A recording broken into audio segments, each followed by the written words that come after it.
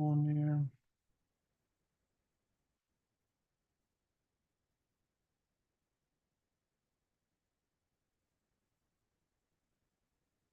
First chapter 13, Numbers chapter 13.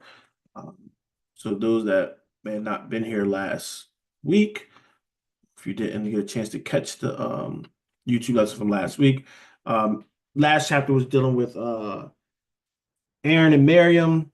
Remember, Moses had a married Ethiopian woman, right? As we all know, and Aaron and Miriam thought to speak out against Moses and made a costly mistake, but they were saying, God speaks to us too, right? You think he's special, you think, he's above, but God speaks to us. And the ironic thing about it is it wasn't even like Moses was even putting himself in saying that, only God speaks to me. This was one of the things about the enemy. Your mind is your biggest enemy and it's your biggest asset, spiritually, beloved, right? This is why we have to control our thoughts. We have to control our mindset. Okay. If you don't have control over that, you're in trouble. Okay. But Moses wasn't saying this. This was something what within them. That's leaven. That's part of that leaven we talk about. That was leaven in them to despise their brother. All right. So once again, we know that Miriam did get hit with leprosy for that. And Most High did have mercy, sat her out the camp for I think like 7 days or whatever. Then after she got welcomed back into the camp. All right. But this should be a lesson for all of us. We need to be mindful of what we're saying. Okay. And also do not judge when we want to judge righteously. Okay, don't judge the appearance of things because sometimes things can be deceiving. Sometimes we don't know all the information behind something. And being a judge without examining, scripture says examine the truth, we can make a costly mistake. All right. So let's learn from some of these, some of our history. So let's go to our history. Okay. All right. But that leads us up to chapter 13. All right. Numbers chapter 13. And we're going to start from verse 1, like always. Probably won't take too long because there's a lot of names in this. All right. Brother, when you're ready, we're going to start at verse 1. We're going to start at verse 1. And Yahweh spake unto Moses, saying, Send out men, that they may search the land of Canaan, which I give unto the children of Israel. Of every tribe of their fathers shall you send a man, every one a ruler among them. All right. So once again, I love the writer always putting that Yahweh speaking to Moses because he wants us to understand that it's not just Moses, right? We're not the followers of Moses, okay? We understand that Moses was a vessel ordained, all right? Ordained, appointed, sanctified, however you want to word it, ordained of God to deliver the message, okay? That's what made him special. He was a vessel that the Most High used to deliver his message. Okay. And when somebody that the Most High used as a vessel to deliver his message should be met with reverence. Okay. Because sometimes we'll get caught up on the vessel instead of what? The thing that's appointing the vessel. All right. So we talked about New Testament because some people get, when it says in the name, some people focus on a name like my name is Michael, right? They're thinking, oh, in the name, right? But in the name, it be in that authority. All right. Christ came in that authority. All right. He came in the name of his father, not his literal name. He came in that authority of his father. Why? Because he said, what? I don't speak my own words. All right. If I'm not speaking my own words, then what? I'm speaking to somebody else. He said, I only speak what my father tells me to speak. So he's giving what? He's doing the same thing like Moses, delivering the message that the Father gave to him to give to us. All right. So to reject, disrespect, minimize, right? The message, you're not attacking the vessel. You're attacking what? You're going at him. So this is why the Most High makes examples. Okay. The vessels were nothing. Me, I'm nothing. All right. It's only when the Most High is using us and doing those things, that's when we get our big worth. Okay. But we want to make sure we are what? We have to be living a life, right? And doing the things of God to enjoy some of that, you know, to be good, be used in the master's hands. Okay. So send out men that they may search the land of Canaan. All right. So remember where they've been traveling, beloved, through all these wilderness and stuff, right? They're trying to get to Canaan. Okay. Because Canaan is the promised land. Okay. Matter of fact, right now I won't mess you up. I'll look for it afterwards. To say, look to where they got the promise for the land. You talking about with Abraham? Yeah, yeah. Is that same part as circumcision, right? Is that chapter? Yeah, it might be chapter 15 or 17. Okay. Genesis. All right. So let's read this and then we'll go to that. Yeah, so you see if it's in 15 and 17 just to Uh, say something. All right. So send out men that they may search the land of Canaan, all right, which I give unto the children of Israel. Of every tribe of their fathers, listen, every tribe of their fathers shall ye send men, every one a ruler among them.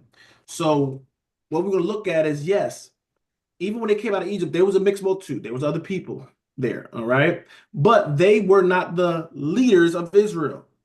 Israel had Israelite leaders, okay?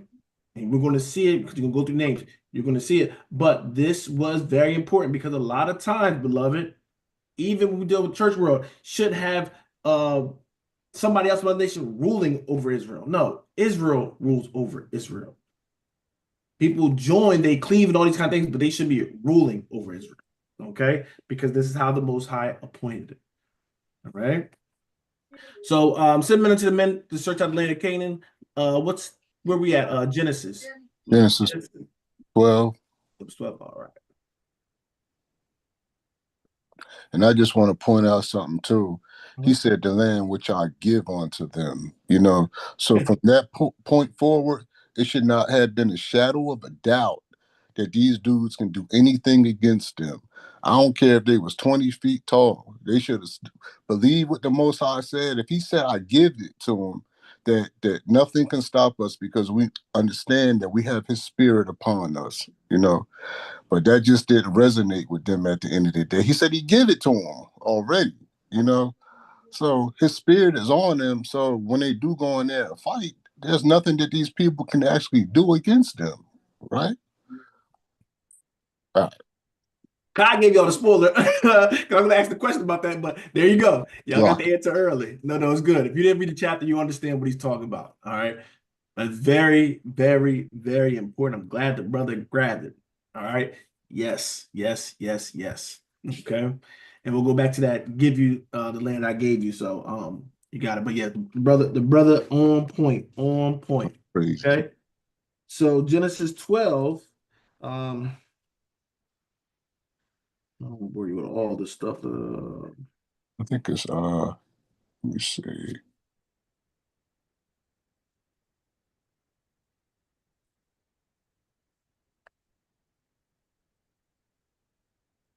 I mean, one says it. I'm just looking for. Let's see.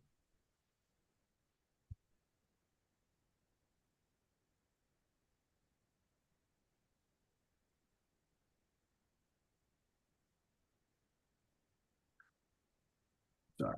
Um, let's go. We get. It's all right. Let's read 1 and 2, and then I'll go to because Joseph mentioned this, so I'll go to that one. Wow. Now Yahweh has said unto Abram, get thee out of thy country and from thy kindred and from thy father's house unto a land that I will shew thee, and I will make thee a great nation, and I will bless thee and make thy name great, and thou shalt be a blessing. Okay. So once again, what Lord said unto Abram, he didn't get the name changed yet. All right. Get thee out of thy country. So this is where he's called him. He drew him out of his country and from his family, right? And from his father's house. And he said, unto a land that I will show thee. All right. So this thing is moving by faith. Just leave them. I'm taking you somewhere. Okay. So there's what I'm saying. Everybody, when we talk about forefathers and everything, everybody's righteous had faith. Okay. So he tell I'm gonna draw you out, and then guess what else I'm gonna do? I'm gonna make you a great nation. I'm gonna bless you and make thy name great, and thou shalt be a blessing. Listen, he don't got people, beloved. Ain't like he got, 1,000 people. He don't got a big number at all. Okay. But what he did have was faith in the Most High God. All right. We believe after the fact, but that's not true faith. Faith is believing even though you didn't see it.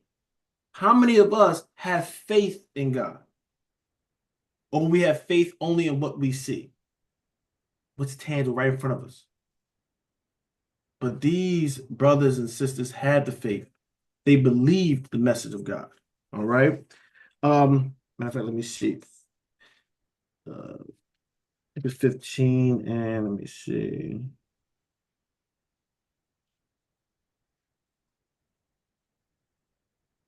All right, no, I'm just gonna go to the spot right now. All right, let's go to Genesis chapter 50. All right. Genesis chapter 50. All right, so he said he's gonna bless him, make him a great nation, all these kind of things. So he didn't probably know it to the full. Well, he might have known it, but you already knowing what he's gonna be a great nation. That means he's gonna have what? Children and stuff like that, and people come and all that stuff. He's gonna be a great. It's easy, like I said, he's by himself right now. If you over there are going to be next in line and he's going to make it bigger, that'll be something like, oh, okay, I can see that. But you don't have nothing. All right. He's going to make you something. All right. So Genesis chapter 50. Genesis chapter 50. And we're going to go all the way down to verse 24. All right. So this is when they're going to be leaving Egypt. All right. And of course, I won't go to it. Genesis 15, let's just go to verse. I want to read up. Oh. No, let's go right to the point. Verse 24. Genesis 50, and let's go to verse 24. Joseph said unto his brethren, I die, and God will surely visit you and bring you out of this land unto the land which he sware to Abraham, to Isaac, and to Jacob. So this is the big point, right? Listen to Joseph saying, brethren, I die. Listen, I'm about to die. But listen, he's saying God will visit you. How he know God will visit you? Because he believed the promise. All right? He believed the promise. God's going to visit you and bring you out of this land unto a land which he swore to Abraham, Isaac, and to Jacob. And the thing about this, beloved, they're not slaves or captives at this time, right? They have their spot, you know what I mean? They're living good because Joseph, um, had very high status in Egypt at this time. But he's telling them, listen, he's going to bring you out this land, right? Some of the prophecies we have, beloved, he already telling us certain things are going to happen. I'm going to bring you out the land and I'm going to gather. You tell us that now. But some of us just don't believe it because sometimes we're just looking at day to day and stuff like that, but we don't believe his word. But Joseph believed it. He said, God will surely visit you. How can he speak with so much confidence? Because what? Believe the word. In his word, you can be fully confident in. And bring you out this land unto where? See, into a land which he swore. That's how I know he's going to visit you. He swore he's going to what? Give you this land that he promised to Abraham, Isaac, Jacob. Okay, so starting Abraham gave to him, promised him the same thing. All right, to his seed. So this was something already told. Okay, you guys can read verse 25 as well. Let's read verse 25 as well. And Joseph took an oath of the children of Israel, saying, God will surely visit you, and ye shall carry up my bones from hence. So God's going to visit you, and what? You're going to take my bones with you. See how confident he is? Even put it in his will. Yeah, y'all take my bones, y'all leave out here. All right. And they did. Okay. I found a spot I was looking for as well. Let's go to Genesis chapter 17. 17. Genesis 17. And let's go to the same thing with Brother Kai brought out. Let's go to verse 4, 17, and let's start at verse 4. As for me, behold, my covenant is with thee, and thou shalt be a father of many nations. Neither shall thy name any more be called Abram, but thy name shall be called Abraham. For a father of many nations have I made thee. So that's important, right? They talk about covenants and stuff. There were many that you can have covenants with all kind of stuff. All right. So this was a covenant as well, because sometimes they want to wipe out the Old Testament, right? But this was a covenant. He's going to be of a father of many nations. All right, many nations. Let's keep going. And I will make thee exceeding fruitful, and I will make nations of thee, and kings shall come out of thee. So you're gonna have what? Kings, rulers come from him. All right. So all happened, all true. Let's keep going. And I will establish my covenant between me and thee, and thy seed after thee, and their generations for an everlasting covenant, to be a God unto thee, and to thy seed after thee. So this was the covenant. This is why when we would go and start sinning, start going off, right? You know, this would happen almost every generation. You'll have somebody, they start living right, then they'll start sinning, going off. He'll throw them into captivity. And then what we do in captivity, we'll start crying, Lord, Lord, we need you, help us. And what would he do? A lot of times it says he'll remembered, right? It says he'll remember the covenant. What covenant? He's remembering this, all right? Not just this, but there's other things as well, but he's remembering this, okay? Because he can't go back on his word. We be going back on our word all the time. We say we love him. We're going to live for him. We're going to die for him, no matter what the situation is. We're going to serve him. And as soon as some bad things happen, we want to throw away those words and those vows and covenants that we have made. Thank God he's not like us, right? Let's keep going, Brother Kai. So this is what? An everlasting covenant, all right? That what? To be a God unto thee and to thy seed after thee. So we just asking for the promise. When we ask for repentance and all that stuff, we say, Lord, forgive us, have mercy, and go through what you said, what you promised us. This is why he don't want to make it a hard thing, because it's already a covenant given to us that we're going to be his people and stuff. So this is why I say we have to actually try to get out of this. Think about that mindset. We talk about how hard it is to get into this thing and be close to God. No, it's actually, you have to try to get out of this thing. All right, just do whatever you want to do. But he wants you. He's calling us constantly. All right. We have to show much energy to reject the voice and go walk away from it. All right. Let's keep going. And I will give unto thee, and to thy seed after thee, the land wherein thou art a stranger, all the land of Canaan for an everlasting possession, and I will be their God. All right. I was looking like, I know there was Canaan somewhere in there. All right. So we see what? I will give unto thee and to thy seed after thee the land wherein thou art a stranger, all the land of Canaan for an everlasting possession, and I will be their God. So we're gonna get some land, and he's gonna be our God. Okay. So with some of the things in Egypt, remember I told you everything he's doing is very calculated. Some of them have two or three or four or five meanings to why he's doing it. One of the things also, when he's in Egypt, he was showing, of course, the Egyptians that listen, y'all don't got no real God, right? I'm your God. But also for us, it should have been showing that what? I am your God, right? So he's showing gods y'all deal with, they ain't nothing. Also establishing at the same time that Israel, I'm your God. This is where the faith is. He's trying to build us up. He's giving these miracles what? To get our attention so that we can what? Believe. All right? Because a lot of times we fell off our faith. We start backsliding, going back. But he gave us this example so that we can believe. So when we see his word, we know that it has power. These other gods and their books and false prophets, all that wickedness, they don't have true power, beloved. Only our God has power. Okay? We need to know that. So to try to convince everybody else, you need to know that. All right?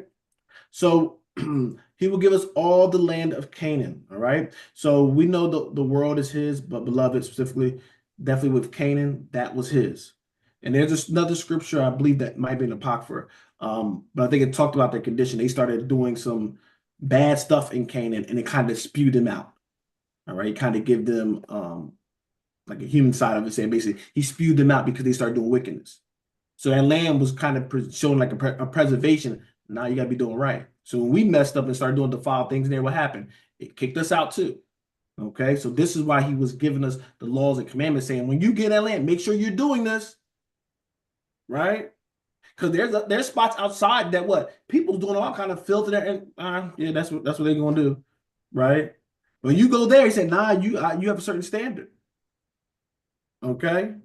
And before people get crazy, yes, you have to stand outside of Jerusalem, right? But he's telling you to go in there. This is gonna be your land. You got to start doing this, or what? You're gonna be removed from it, okay? Because this is something what he set aside. On all places in the world, he set aside that for his people. Okay. All right. So we can go back. I know that's a long trip. All right. Let's go back to Numbers 13. So, like Brother Kai pointed out, which is that's the spirit call. Definitely gonna go back for that line too. Send out men that they may search the land of Canaan, which I give unto the children of Israel. All right. It's a gift. All right. I'm giving it to you. Ain't even got to work hard for it. I'm giving it to you. It's when God said to give it to you, it's yours, beloved. It's yours. Mm-hmm. It was theirs soon as he gave the cup. It's your land. You just got to walk in it. This is your God. You just got to believe in it. I'm giving this stuff to you. He said, I want to be your God. Ain't no struggle. I'm going to give you this. We make the gifts of God hard. Just open and receive it. All right. So I give unto the what? Children of Israel. So this is why you would have just some random nation going in there. No, because I gave it to what? A certain nation. Because I promised what? To your seeds and seed after you, right? It's to them. So that's why Abraham, Isaac, and everything, that covenant was to them. So that's why we had to go in there. All right. Okay. Let's keep going. Let's go through some of these names. All right. Let's hear the heads of the children of Israel. And Moses, by the commandment of Yahweh, sent them from the wilderness of Paran. All those men were heads of the children of Israel. Right, real quick, Brother Kyle, let's read through. Wilderness, there's not just one wilderness. All right. Some people put like when they left out of Egypt, they was in the wilderness, right? Wilderness is like abandoned, a lot of times a desolate place. It's not just a wilderness for the most part, right? There's different wilderness. So when you see wilderness in the Bible, don't think it's just dealing with the wilderness that we was, going through those 40 years. All right. Just FYI, because there's doctrine teaching with that. Okay. All right. Sorry, we'll keep going. And these were their names of the tribe of Reuben: Shemuah, the son of Zachar; of the tribe of Simeon, Shaphat, the son of Hori; of the tribe of Judah, Caleb, the son of Jephunneh; of the tribe of Issachar, Igal, the son of Joseph; of the tribe of Ephraim, Hoshea, the son of Nun; of the tribe of Benjamin, Pattai, the son of Raphu; of the tribe of Zebulun, Gediel, the son of Sodai; of the tribe of Joseph, namely, of the tribe of Manasseh, Gedai, the son of Susai; of the tribe of Dan, Amiel, the son of Gamali; of the tribe of Asher, Sethor, the son of Michael; of the tribe of Naphtali,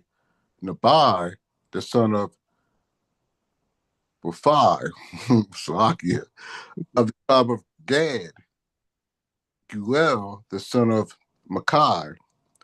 These are the names of the men which Moses sent to spy out the land, and Moses called O'Shea, the son of Nun, Jehosha. All right. Thank you, Brother Kai. All right. So we look at this. Who's missing out of this? I don't even know if y'all caught it. Who's missing? It says he's going to give it to all and Moses commanded the Lord. Remember, Yahweh sent them from the wilderness, and all those men which were the head of the children of Israel. Okay.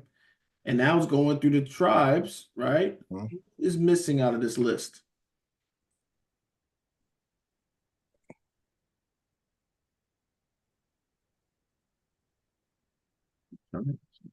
Okay, yeah.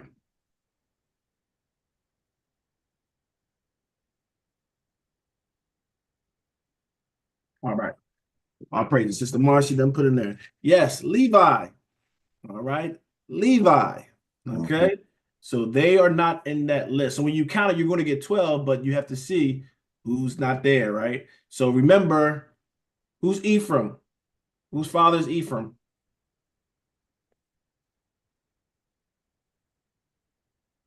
Whose father is Ephraim?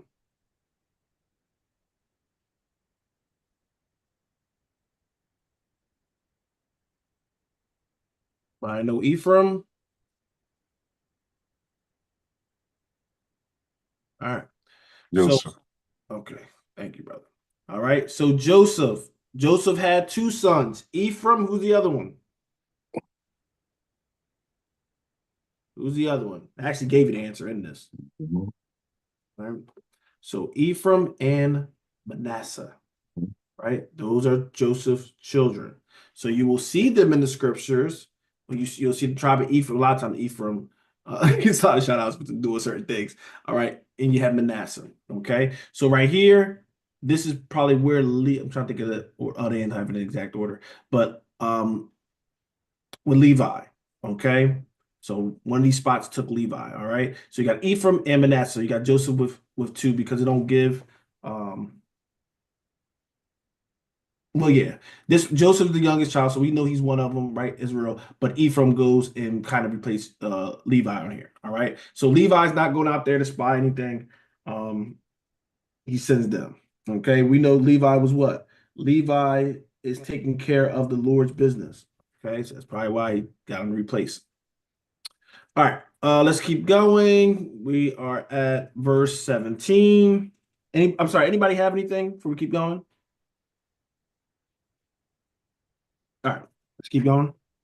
And Moses sent them to spy out the land of Canaan, and said unto them, Get you up this way southward, and go up into the mountain, and see the land what it is, and the people that dwelleth therein, whether they be strong or weak, few or many, and what the land is that they dwell in, whether it be good or bad, and what cities they be that they dwell in, whether in tents or in strongholds.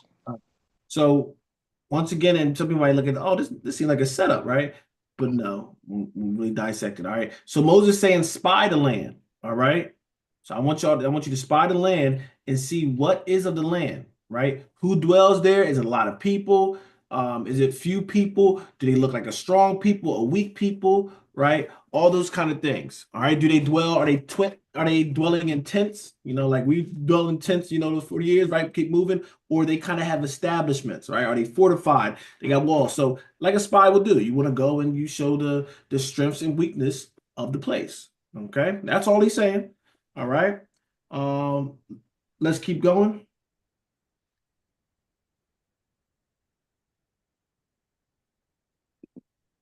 And what the land is, whether it be fat or lean, whether there be wood therein or not. And be ye of good courage, and bring the fruit of the land. Now the time was the time of the first ripe grapes. So, what's the land? Whether it be what fat or lean? Is it plenteous? Is it good food growing there? All right. Is there wood there? Is there not no wood? But what? Be, and Brother Kai did make emphasis on this, so we know. Be of good courage. All right.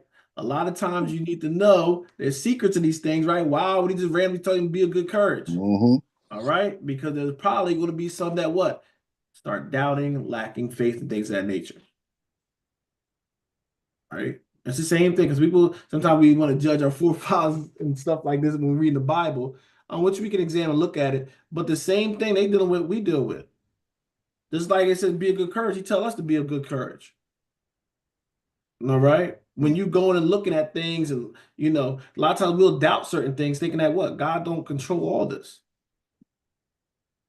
Be of good courage. Believe in the God you're dealing with.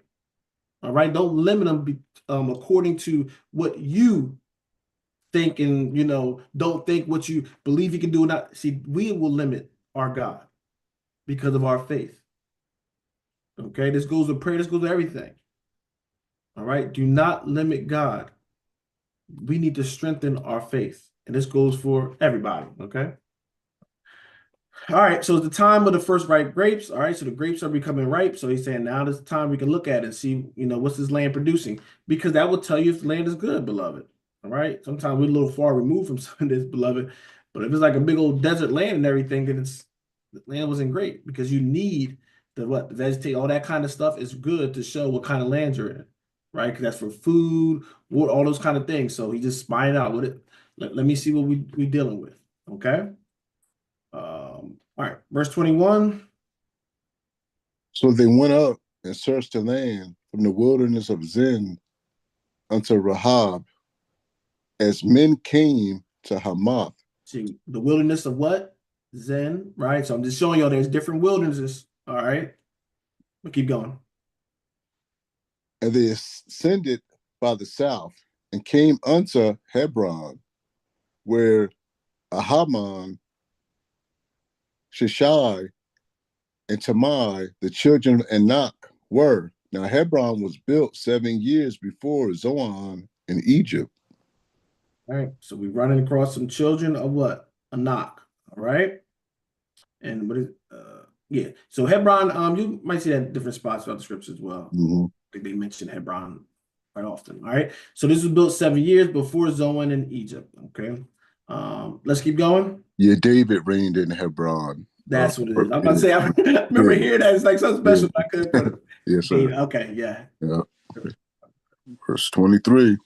And they came unto the brook of Eshcol and cut down from thence a branch with one cluster of grapes, and they bare it between two upon a staff, and they brought of the pomegranates and of the figs. So they had what? They had to put that thing between two staffs. All right. They got a cluster of grapes. Not little grapes you find at shop, right? Or whatever your little store is.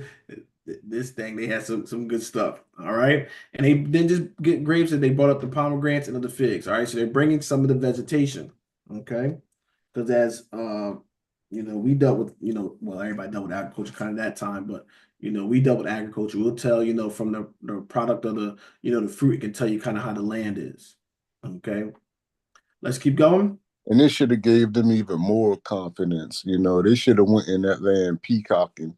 Look, they came out with fruit, which Moses told them to come out with. There should not been a shadow of a doubt. You went into their land, which is your land, and you took the fruit. You took pomegranates, grapes, and all that type of stuff. Your heart should not have been pumping Kool-Aid no more. Kool-Aid is heart pumping Kool-Aid is fear.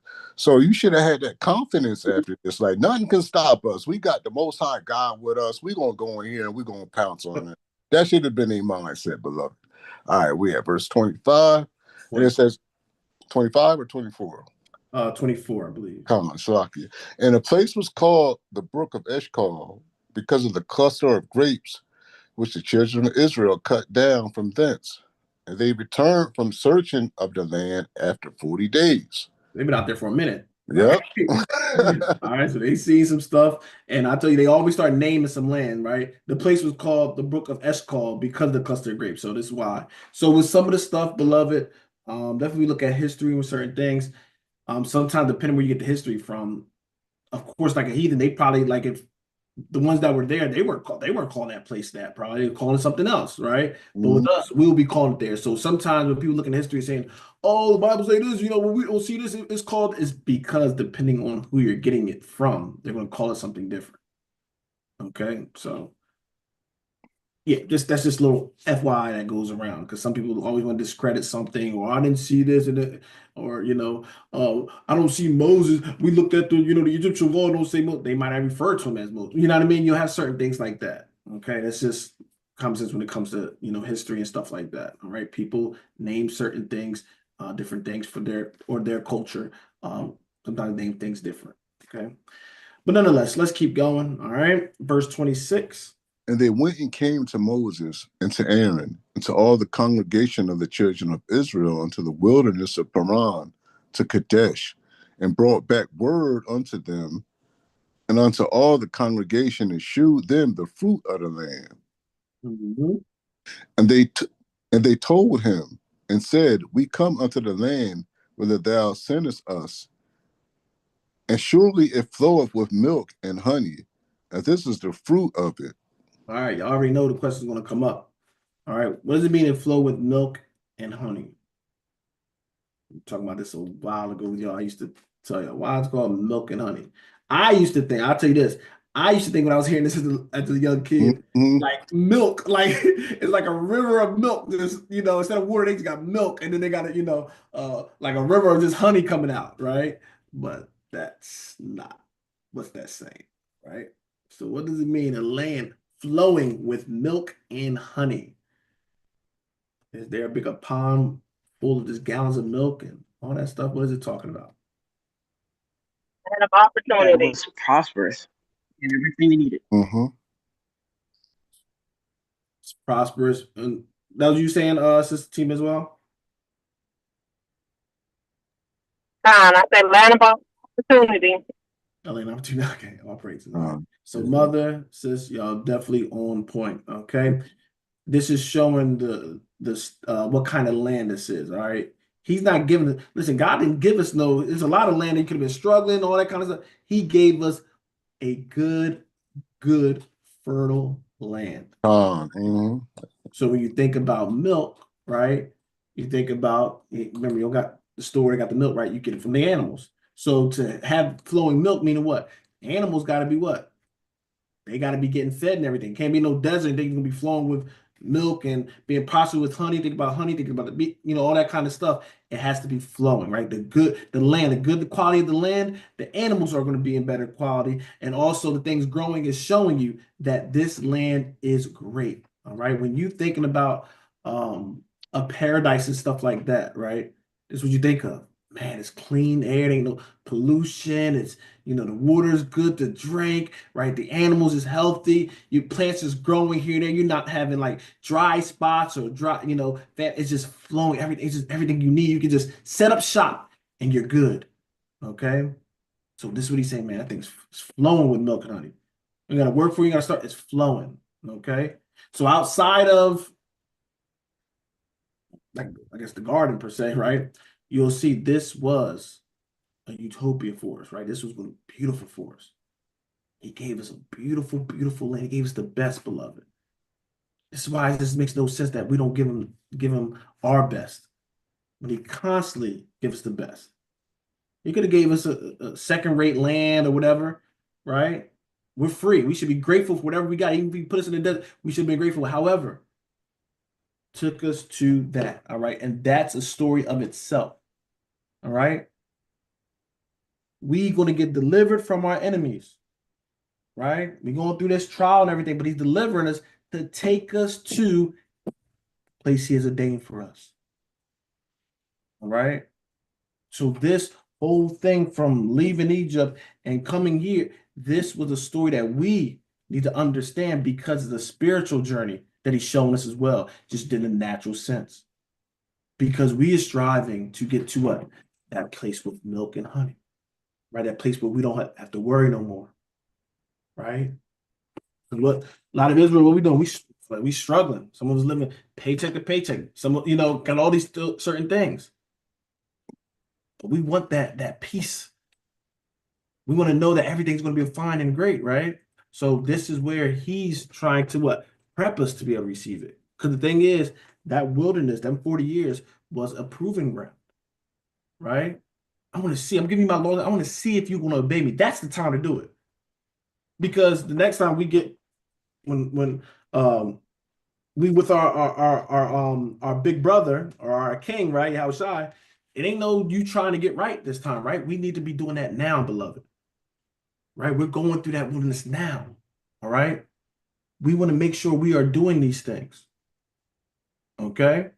Because what? He said he's not allowing these things in the kingdom. This ain't my rules, this ain't Lion Zion rule. The scripture's saying he ain't allowing certain things in the kingdom. Okay. Just why I want to purge it out. But there is a beautiful reward. Okay. All right. So going back to this, all right. We came to the land whether thou sent us, and surely it floweth with milk and honey, and this is the fruit of it. Like Brother Kai is saying, that should be the sign there. He sent you right to it, and you knew. They knew, man, this thing is good land. All right. All right. Verse 20, 28.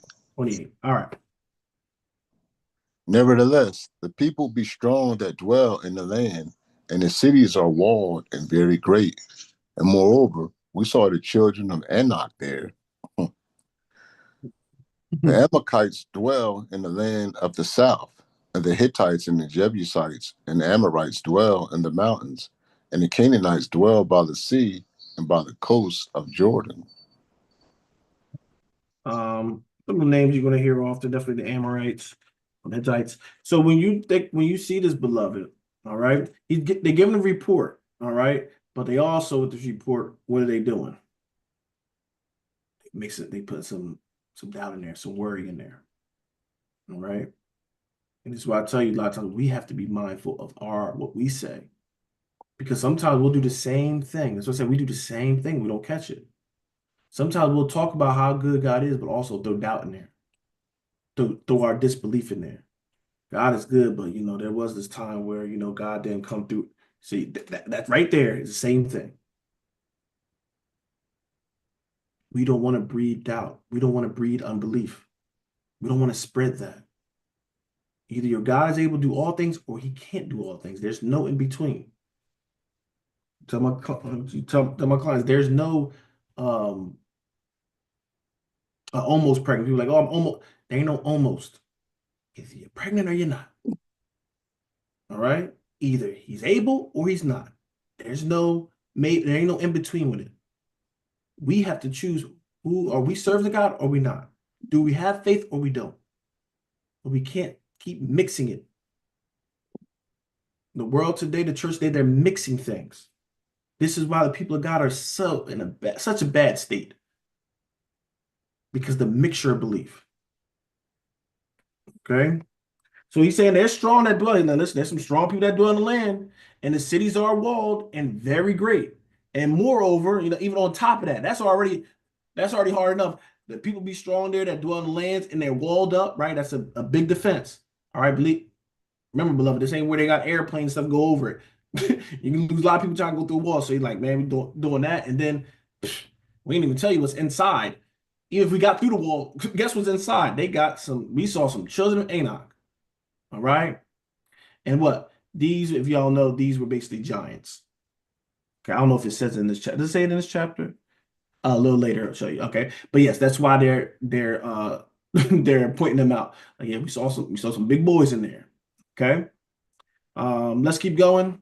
And Brother Mike, not only did they fear the big boys, but they also feared the inanimate objects, the walls Yeah. in the cities or what have you.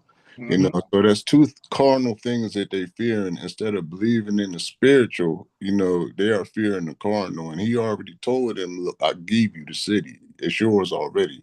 I will be with you. But yet and still that fear and that doubt, and as we read on, it's going to continue to spread.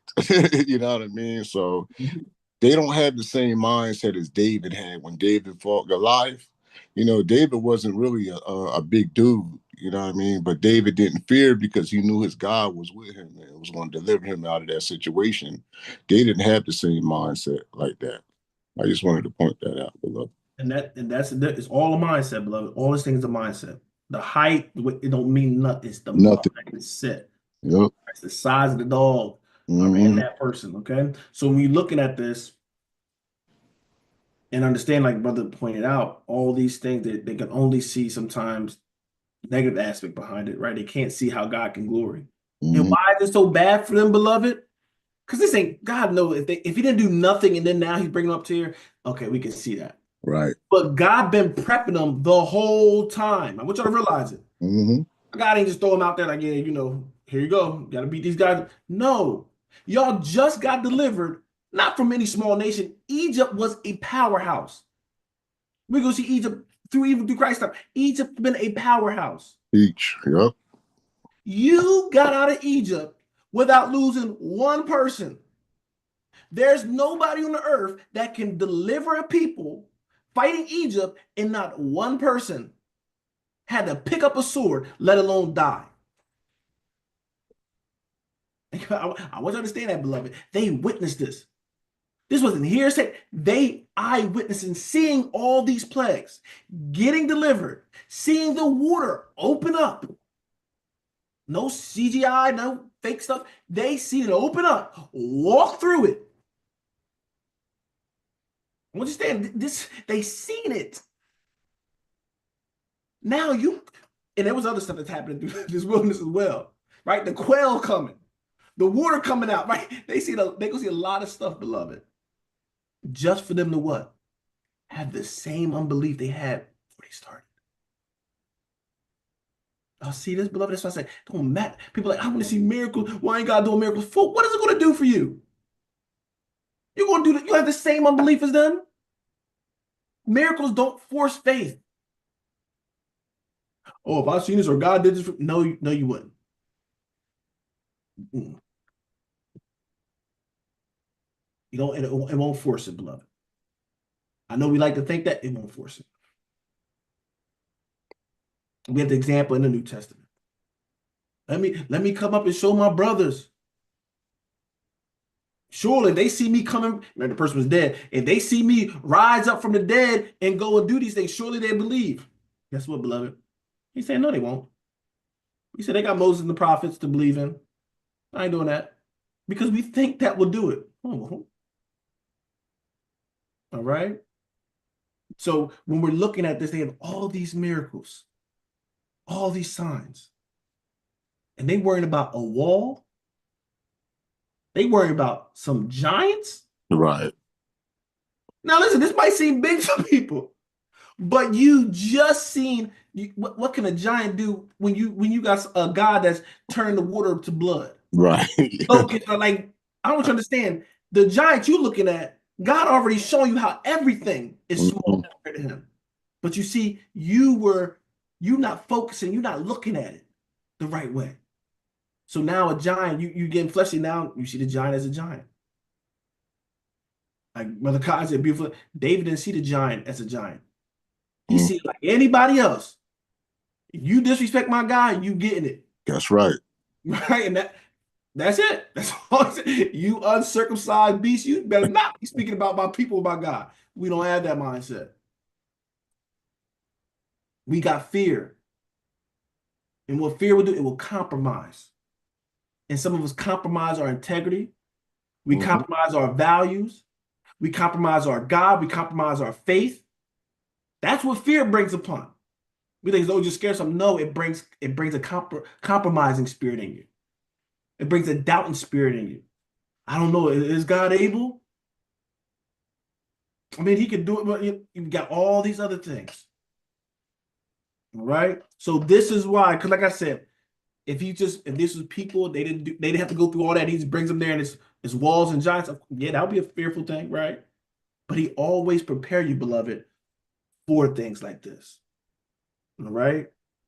We used to play sports. They said practice should be harder. You're supposed to work out so hard in practice that the game is easy. We supposed to be what? Working out our faith, building up our faith. So when a situation do happen, it ain't even supposed to be big in our eyes. Like, oh, this is the test. Oh, okay. I've been studying everything. I've been practicing. So, okay, I'm ready. But when you're not prepared, see, some of us had some peaceful seasons and we just laid back, right? Just got out of shape, laid back, forgetting that a test can happen. And then wonder why we fail it every time. When life is peaceful and everything, strengthen your faith. Because when the storm happens, you have something to lean on. Okay? All right. Brother Kai always get me sidetracked. All right, let's get back to the lesson. All right, to the chapter. What verse we at, brother? Verse 29. All right. The Amalekites dwell in the land of the south, and the Hittites and the Jebusites and the Amorites dwell in the mountains, and the Canaanites dwell by the sea and by the coast of Jordan. And Caleb stilled the people before Moses and said, Let us go up at once and possess it, for we are able, for we are well able to overcome it. All right. Always one of the miss. That's right. All right.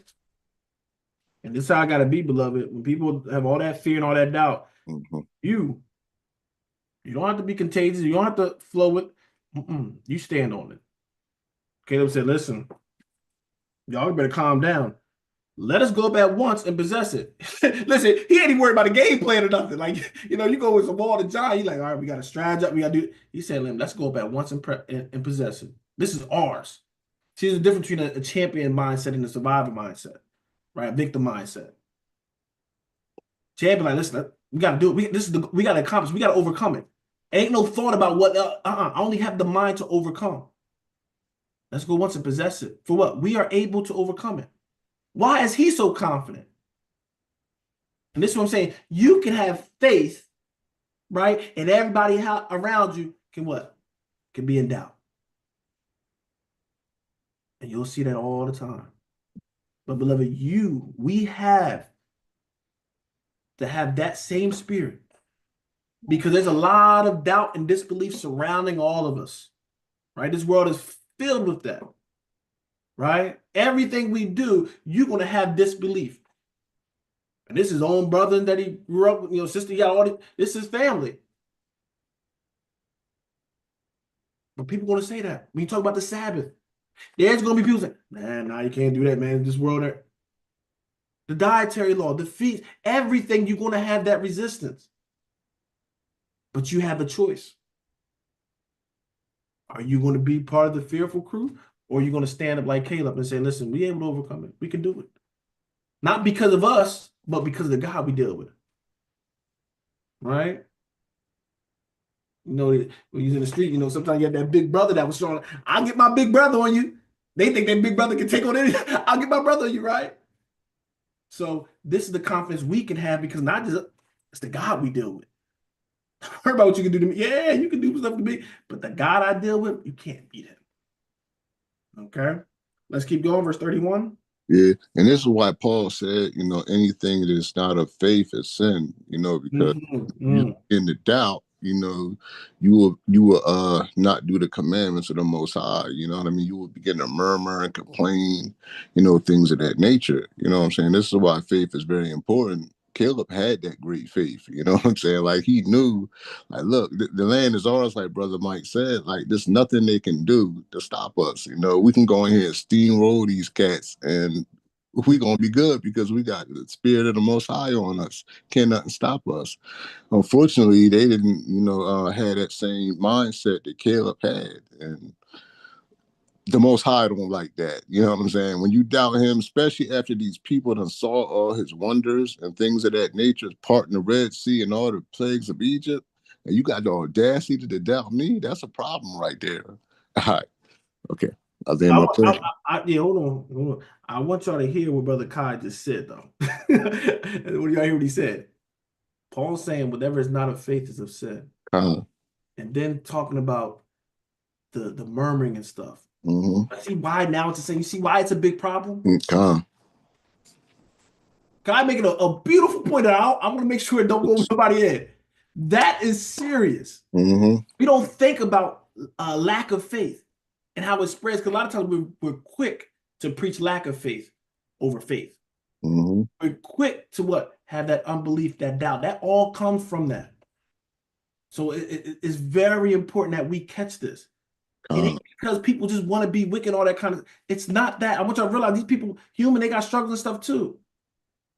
It's like we going against some giants, right? They might not come in a form that we thinking like a topper, but we go against some giants. It might be our job. It might be, relationship. It might be family. It might be all kinds of things. But will we what? Will we understand saying, we got God, we're going to overcome it. And this is why we encourage one another, because sometimes the giant seems so big, right? We get so fearful. But this is why you need to be around other people of the faith. That's why we're children of faith. All right? Faith and doubt can't mix, beloved. We're pure. You have to be pure with this. Okay? So very, very important. This is why we got to get it out of us. All right, cannot afford to have that realm of doubt. And like you said, that unfaith, that's what brings the murmuring. That's what it is. You only murmur because you don't believe. Oh, they got to do it. Man, here we go again. Yeah, I don't know if this is gonna work out. Man, they some big giants, man. I don't know if I can take them. Man, that wall's huge, man. Some of us gonna have to die to get there. I'm just saying. I mean, and that's what it is. So we don't want to get that mixed with us, beloved. We don't even want to think about, like, let's keep our mind just on we believe it. We're overcoming. That's what, and even when that doubt creep in, you got to what? Purge it out. You got to fight it. That's right. Just resist the devil, he'll flee. Not sit there and dance with him and, drink lemonade. No, resist him. When that unbelief comes in your head, resist it. No, I can do all things. It's almost a foolish mentality. It's almost a little kid's mentality. A little kid will believe something. You tell them God is able and all that stuff, and God can move that mountain. You tell a little kid that, they're like, "What? God can move? We can move the mountain if we believe. I can do it right now." See, they don't have the faith that I can do it right now. But adults, we the ones that say, "Nah, I mean, it reads that, but nah, you can't actually do it, right?" So this is the mindset we got to get back, because when we get that mindset, then God can really start moving, really start doing things for us. Okay. All right. Let's keep going. You all right? But the men that went up with him said, "We be not able to go up against the people, for they are stronger than we." Listen to this. I'm sorry to keep cutting you off and doing this, beloved. People, Good. y'all mind, I'm about to go on to YouTube and just keep looking at it. Beloved, they just got out of Egypt. This is not 100 years later, beloved. Remember this, some of these people, most of them, right there in Egypt. They're saying, we ain't able to overcome them. You weren't able to overcome Egypt. Did y'all forget? You couldn't get, that's why y'all was crying. God said, y'all was crying to me. Y'all couldn't get out of there. I just delivered you from that. We can't overcome it. Think back, and that's why we have to sometimes remember. Not just remember the Sabbath, remember what God did for you. Remember those times you was crying to God, saying, "God, if you just deliver me," I know I had them crying times. "Lord, if you deliver me from it, man, I'm going to serve you no matter what. I know you're a true God." Guess what? He does it, and then you what? You going to forget.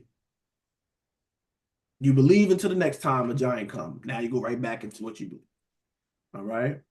So let's not be that way, all right? For they are stronger than we. Yes. And that's by design. The Most High wants it. Because a lot of times we have faith because we're stronger than the situation. I'm just being honest.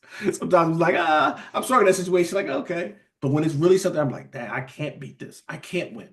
That's where the faith need to be strong at. That's when we need to kick in. But a lot of us just been bullying certain things, a little small, like, "Oh, we can deal with that. We can handle that." But when it's something you don't have the power to deal with or handle or defeat on your own, that's when God can get the glory. That's when he shows himself. Okay. All right. You can finish it up, Brother Kai. And they brought up an evil report of the land which they had searched unto the children of Israel, saying, "The land through which we have gone to search it is a land that eateth up the inhabitants thereof. And all the people that we saw in it are men of a great stature. And there we saw the giants, the sons of Anak, which come of the giants. And we were in our own sight as grasshoppers, and so we were in their sight." Right. And listen, we went and looked it out, and man, they some men of great stature, man. They tall. These ain't no, now listen, but when they talk about giants, they ain't talking about these little string bean giants that's barely can walk. No, these were some true giants. Big and tall, strong, they can fight and move just like somebody, right? And you have those. Okay. So they're like, "Man, we like grasshoppers compared to them." All right. So these brothers was scared. All right. Like I said, the flesh, look at it and say, there ain't no way. Okay. Your flesh won't do that, beloved. We got to fight our flesh. Okay. I won't go to it, but just so you know. So, beloved, there were giants. Okay. So when you go to Genesis 10, we talked about it when we was there. Is that Genesis? Not Genesis 10. With Noah. All right. We're talking about you're going to destroy the earth and You know, remember he's saying that the sons of God sleep with the daughters of men and was men of renown and stuff like that. And some people saying, you know, that was they produced giants. All right, these angels slept with the women and they produced giants, and God's wiping it out. Now the thing is, if that was true, then why we still got giants around? Who's the angels still sleeping with them? Like that would defeat the whole purpose. All right, so giants were there of old. They're here. All right. They're not angel babies and stuff like that. All right. So we did have giants. He didn't never say you're going to just destroy giants off the earth, but you will see it. Okay. So these were the giants that they're dealing with. The next chapter is going to deal with it more. That's why I didn't want to really go into it because it's going to give a little more detail. So I don't need to regurgitate it. But I want to give us, let's go to one spot and then we will end it for today. Let's go to Isaiah. Isn't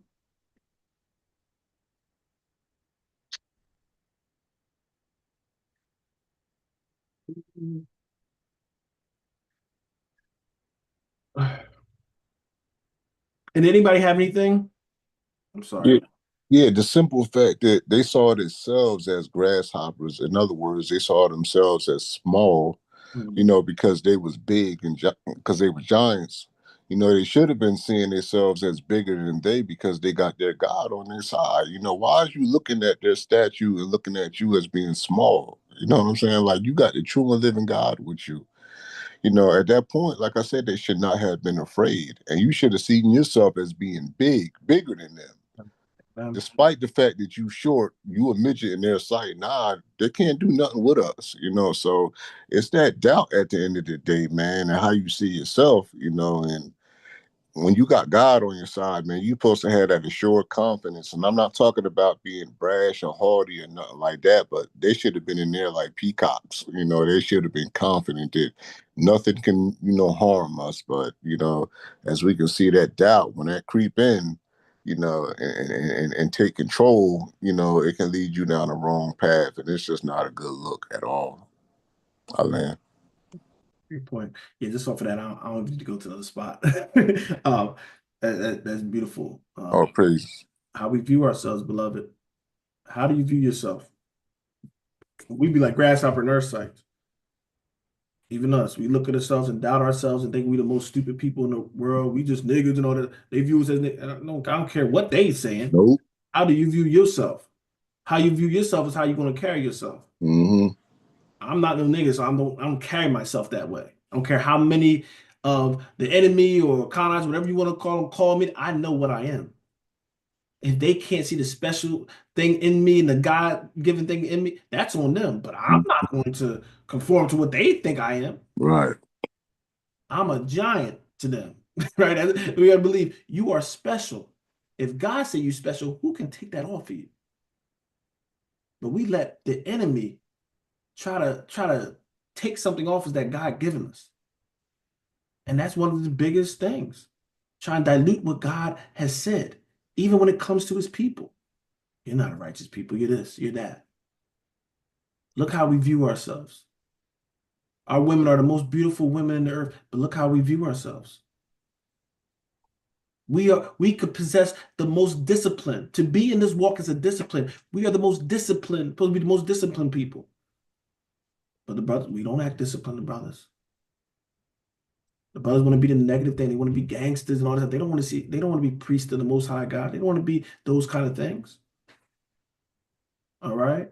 That's how we destroy ourselves because how we view ourselves. But once we get the knowledge of this and get back to what God told us, that's changing. And we see it's changing. An enemy is very scared. And that's why they what? They want to throw all this dirt on you because they fearful. Because at the end of the day, they quiet, but they know. A lot of time the enemy know who you are better than you know yourself.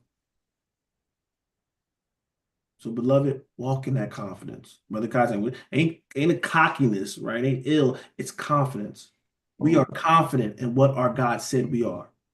Just like you confident what your name is because your parents told you, no matter what they call it, somebody else call you. Well, this is not your name. You know what your name is. Why? Because you have confidence. All right. So let's keep that confidence, beloved. We are the children of the Most High God. So I repeat it every time. So you get it in your mind. You're a child of God. Stop thinking God don't hear your prayer. You're his child. You thinking God don't hear you, you're calling him basically a bastard. He treats you like a bastard, like you ain't his child. Y'all think God is a bastard? He got bastards? No. You know how to treat and love your child. You think God don't think the same way? And this is something, beloved, I'm just saying with us, this was what our forefathers, they was dealing with that too. So Christ had to straighten these things out too. Mm-hmm.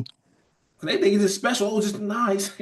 Our God, our Father, which art in heaven, not our Father. That's right. You start forgetting and thinking it ain't your father because of your situation, the giant in your life, make you think that he's not your father. That now you just don't have no father. You just a bastard child. No, you have a father. You always have a father. Have faith in him. Have faith in your father. And if you get down and you're feeling low, you have a father. And you ain't an only child. You have a big brother, sibling, which is Yahweh. Use the tools that you have. Okay. What was that, Brother Kai? You had something?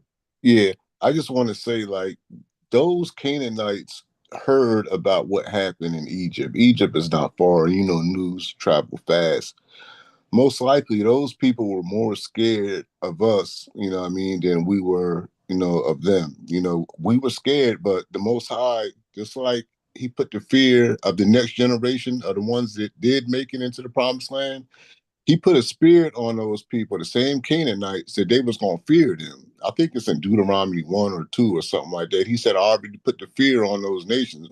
In other words, their heart going to be pumping Kool-Aid. You know what I'm saying? So I'm pretty sure the Most High did the same thing with these Canaanites, right? They were shook at these people. You know what I'm saying? They hearing the news that Israel is going around, just smashing, I'm talking about the second generation. They was hearing all what they was doing, to these other nations and this and that and the third. But the reason why the Most High is saying don't fear these people, because he already put the fear on these people that they was going to be scared, but they was more scared, and doubting themselves, you know what I'm saying, and more scared of people than, understanding and accepting the promise that the Most High said that I already give this land unto you. You know what I'm saying? So that fear is something else, man. These people, these Canaanites, they were scared. For the children of Israel to be able to just walk in and grab fruit like that, and their borders is not guarded, that should have let them know we got this at the end of the day. You know what I'm saying? So ultimately, it was their own fear, you know what I'm saying, that hindered them from entering into that land. And we're going to read much more than that, you know what I'm saying, in the coming chapters. But, it was just crazy just to see that, these people most likely were scared. They were. They heard about them plagues, Brother Mike. You know what I'm saying? Understand that. It was, what 11 plagues? 10. 10 plagues. Yeah, it was 10 plagues that happened. So those people heard about those 10 plagues, and best believe they were scared. You know what I mean? They were scared. They ain't never heard of nothing like that before. And the children of Israel, unfortunately, they was more afraid than these people were. I lay my plane right there, brother. Great point. Great point. And spoiler, somebody testified of that. So ain't no guess. You probably didn't realize, but yeah, in the spirit. Oh, praises. Yeah, I think Ray Harlan said we remember basically what your God did out there. Right. We heard about that. We heard about that news. So it was fear, but like I said, we didn't think that because what happened with that fear? We think, man, if we was in their eyes, but see, we're not looking in their eyes. Right. We think about a God that did what God did for us to somebody else, we would be in fear. But see, we don't think like that. Nope. Right. So, but like I said, we'll get to it. We'll get to it. All right.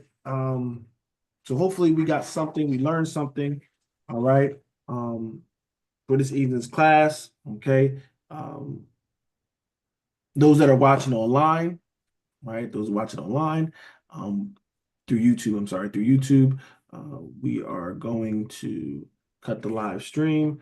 So for y'all, we say Ayana Habatham, which means love you all, and Shalom or Shalom, which means different variations of peace.